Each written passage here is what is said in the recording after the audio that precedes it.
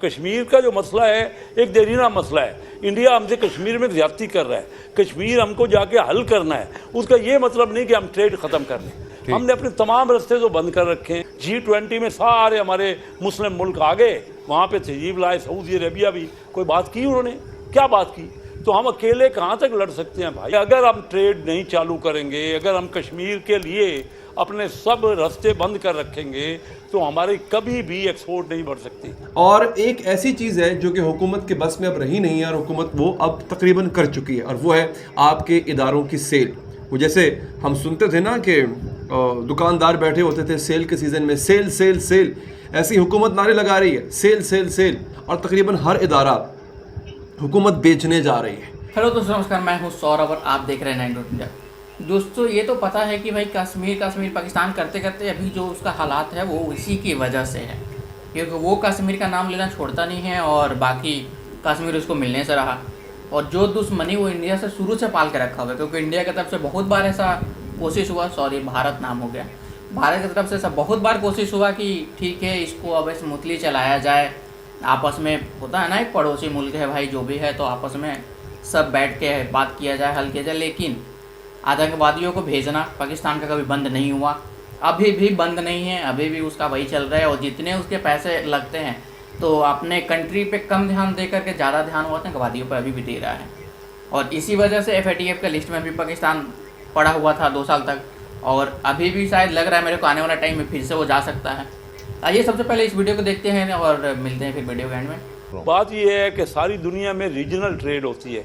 आजकल तेल महंगा हो गया है, एक माल दूसरी जगह ले जाना बड़ा मुश्किल है।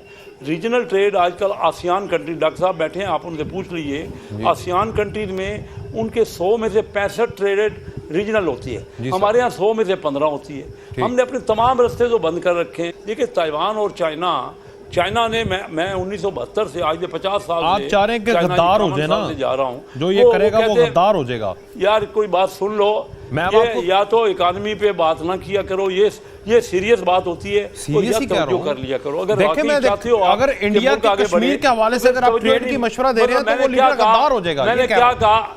मैं मशवरा दे रहा हूँ, और मैं मशवरा दे रहा हूँ, जो कोई बात आपसे नहीं कर रहा, मैं हट के बात कर रहा हूँ और बड़े बबांगे दोहल बात कर रहा हूँ कि अगर हम ट्रेड नहीं चालू करेंगे, अगर हम कश्मीर के लिए अपने सब रास्ते बंद कर रखेंगे, तो हमारी कभी भी एक्सपोर्ट नहीं बढ़ सकती। सबसे पहले ज़रा ये जान लें कि आपके पाकिस्तान का कौन कौन सा इदारा बिकने जा रहा है। मुबैना तौर पे एक लिस्ट सामने आई है और इसको मिनिस्ट्री ऑफ प्राइवेटाइजेशन और privatisation commission government of Pakistan की जानिब से मुबैना तौर पे जारी किया गया। नाज़रीन, इसमें पाकिस्तान इंटरनेशनल एयरलाइंस आपकी PIA बिकने जा रही है। सबसे बड़ा PIA का खसारा अब जो है वो वजारत ख़जाना ने कहा है हमारे पास पैसे नहीं है, हम नहीं पैसे दे सकते आपको, उन्होंने हाथ खड़े कर दिए अपने। PIA बिकने जा रही है। फिर जनाब State Life Insurance, State Life बिकने जा रही है। हाउस बिल्डिंग फाइनेंस कॉरपोरेशन गई, फर्स्ट वुमेन बैंक गया।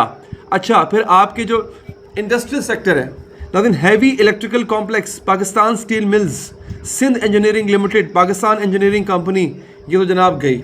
अच्छा, आपको पता है ये आपके जो पावर प्लांट हैं जो बिजली बनाते हैं वो भी बेचने जा रहे हैं। किसी ने ये बात नहीं की, क्योंकि डरते हैं ना, लोग डरते हैं कि पता नहीं क्या कर लेंगे, क्या भाई एक्चुअल आपको समझना पड़ेगा। वैसे बताइए कि ताइवान और चाइना जो है आपस में है ना, वो कहते हैं ताइवान हमारा है, चाइना कहता है, लेकिन ट्रेड सबसे ज़्यादा उनकी है।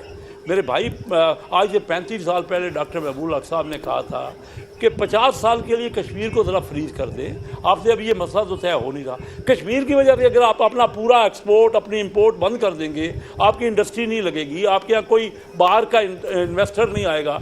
बहुत हमें अजीज़ है कश्मीर, और हम, लेकिन कौन सा मुल्क हमें सपोर्ट कर रहा है? सब हमने कुर्बानियाँ दे ली, एक तुर्की और चाइना के अलावा कोई बात करने को भी तैयार नहीं है। G20 में सारे हमारे मुस्लिम मुल्क आ गए, वहाँ पे तजीब लाए, सऊदी अरेबिया भी, कोई बात की उन्होंने? क्या बात की? तो हम अकेले कहाँ तक लड़ सकते हैं भाई? हम उनको अखलाकी बिल्कुल सपोर्ट दे सकते। अगर आप नहीं मानेंगे, आपकी मर्जी है। सोचिए, इस वक्त बिजली हमसे अफोर्ड नहीं हो पा रही है, हम अपना जो हल्ला भला करे पेट्रोल अफोर्ड नहीं कर पा रहे। ये बिजली घर जितने बच गए हैं वो प्राइवेटाइज जब हो जाएंगे तो वो तो अपना नुकसान पूरा करेंगे, प्राइवेट लोग तो नुकसान पूरा करेंगे अपना, वो और इजाफा करेंगे बिजली की कीमत में। नाज़रीन, ये आपका Nandipur Faisalabad electric supply company, Islamabad electric supply company, Lahore LESCO, गेपको, मैपको, पेस्को, हेस्को, केस्को, सेपको, सारे ये सब बिकने के लिए लग गए हैं नाजरीन। फिर जनाब आपका जिना कन्वेंशन सेंटर इस्लामाबाद बेच रहे हैं। PIA का जो अमेरिका में रूजवेल्ट होटल है वो बेच रहा है। अच्छा, sale of properties owned and control by the federal government, बेशुमार है, बहुत लंबी लिस्ट है, मैं सारी तो पढ़ भी नहीं पाया। ये सारी की सारी नाज़रीन चीज़ें अब बिकने जा रही हैं, सेल लगेगी इनकी। अब ये पता नहीं इनको ख़रीदेगा कौन। दो तरीके होंगे, या तो ख़रीदार मिलेगा, क्योंकि इस तरह के जो बीमार यूनिट्स, इनको कहा जाता है सिक यूनिट्स, या तो सिक यूनिट्स के ख़रीदार होते हैं या फिर नहीं होते। तो नाज़रीन इनको या तो कोई ख़रीदेगा, और अगर नहीं ख़रीदेगा तो फिर इनको कौड़ियों के भाव बेचना पड़ेगा।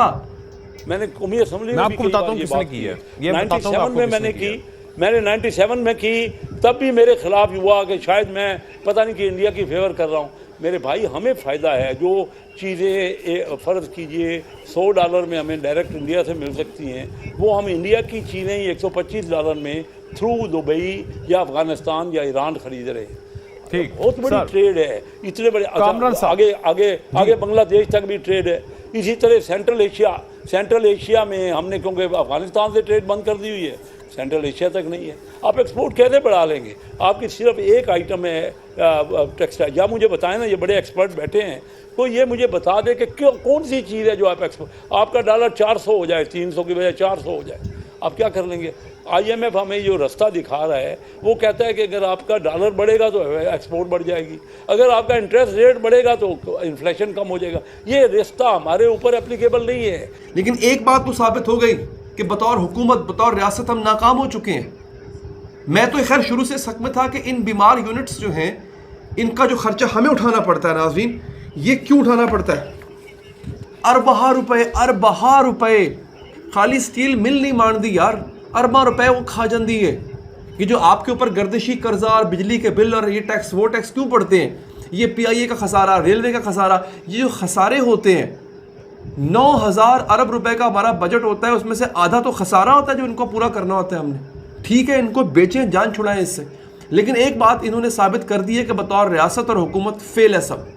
हमारी इकानमी जो है वो डॉक्यूमेंटेड नहीं है। हमें इन मामलात को, और बाकी चीज़ें खाकान ने जो बताई ना, नजीब साहब ने, ये डॉक्टर खाकान ने, उन्होंने बड़ी अच्छी बातें की हैं। हमें सब मामलात को देखना पड़ेगा। बाहर की इन्वेस्टमेंट आएगी, कोई ना कोई, हमारे ऊपर तो किसी को एतबार ही नहीं है।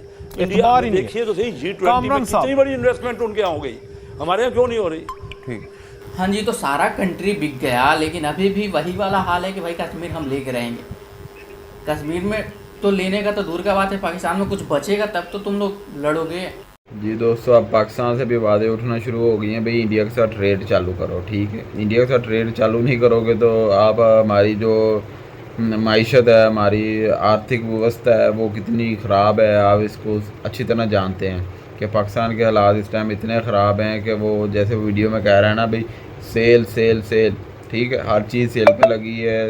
पाकिस्तान का हर इदारा, जो सरकारी इदारे हैं, मिसाल के तौर पे पहले एयरपोर्ट भी हम उन्होंने फ़रोख्त करने का सोच रहे, अब स्टील मिल होगी, या जो रेलवे स्टेशन, एयरपोर्ट्स और जो इदारे हैं जो सरकार की मलकियत हैं, उनको बेचने की अब कोशिश की जा रही है कि वो बेच के पाकिस्तान का कर्ज़ा तो उतना नहीं है, कर्ज़ा नहीं उतना, जो उस पर इंटरेस्ट जो होता है सालाना या मंथली, जो वो अदा करना है, उसके लिए भी भाई पैसे नहीं हैं। इस वजह से पाकिस्तान के हालात इतने ख़राब हैं। और पाकिस्तान के हालात सुधारने के लिए पाकिस्तान को अब ज़्यादा से ज़्यादा इस बात पे फोकस करना चाहिए कि भाई हम ट्रेड बढ़ाएं दूसरे देशों के साथ, इंडिया के साथ भी बढ़ाएं, इंडिया के साथ तल्लुकात अच्छे करें। अब UAE ने भी कहा भी हम इन्वेस्टमेंट पाकिस्तान में तब करेंगे जब आप इंडिया के साथ हालात अच्छे करेंगे। और दूसरी सबसे बड़ी बात उन्होंने कहा भाई अब जो कश्मीर का इशू है ना, इसको वाइंड अप करें, और अब अपने जो हमसाया ममालिक हैं उनके साथ तल्लुकात अच्छे करें। अब ये तो हमारी सरकार पे मुनहसर है, वो क्या करती है इस बारे में, क्या एक्शन लेती है। तो हमारी तो यही हमारी सरकार से गुजारिश है कि भाई ये लड़ाई झगड़ा ये छोड़ें और टेबल टॉक करें, और इंडिया से भी और अफ़गानिस्तान से भी, जो हमारे आजू बाजू के देश हैं उनके साथ, जो हमसाया ममालिक हैं उनके साथ ट्रेड करें, उनके साथ रिलेशन अच्छे करें, और पूरे वर्ल्ड में जो जितना ख़राब इमेज पाकिस्तान का हो रहा है, या इससे ज़्यादा और क्या ख़राब होना भाई, बहुत ज़्यादा ख़राब इमेज है, उसको दुरुस्त करने की ज़रूरत है। आपका क्या ख्याल है? अपनी राय का इज़हार कमेंट में कीजिएगा। मिलते हैं अगली वीडियो में, अपना ख्याल रखिएगा। अल्लाह हाफ़िज़।